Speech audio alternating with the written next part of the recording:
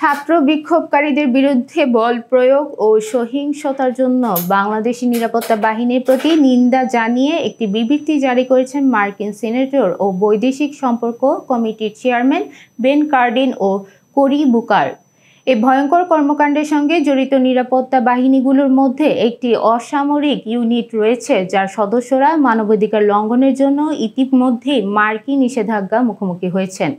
বিবৃতিতে বলা হয়েছে, সাম্প্রতিক সপ্তাহগুলো দেশে অর্থনৈতিক সুযোগের অভাবে, প্রতিবাদে এবং বাংলাদেশে 1971 সালে মুক্তিযোদ্ধাদের বংশধরের জন্য সংরক্ষিত সরকারি চাকরিতে সরকারের অসম কোঠা ব্যবস্থা অবসান ঘটাতে হাজার হাজার শিক্ষার্থী রাস্তায় নেমেছে।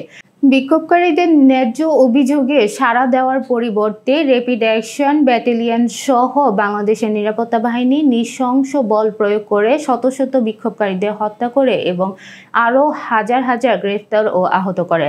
শান্তিপূর্ণভাবে সমাবেশ ও প্রতিবাদ করার অধিকার গণতান্ত্রিক সমাজের অন্যতম ভিত্তি।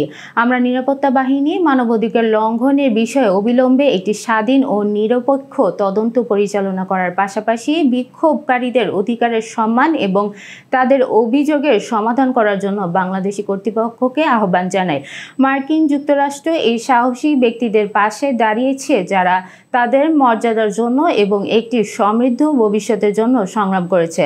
আমরা বাংলাদেশের মানবাধিকারের পক্ষে কথা বলতে থাকব এবং এই ধরনের অপব্যবহারের সাথে জড়িতদের জবাবদিহি চাই।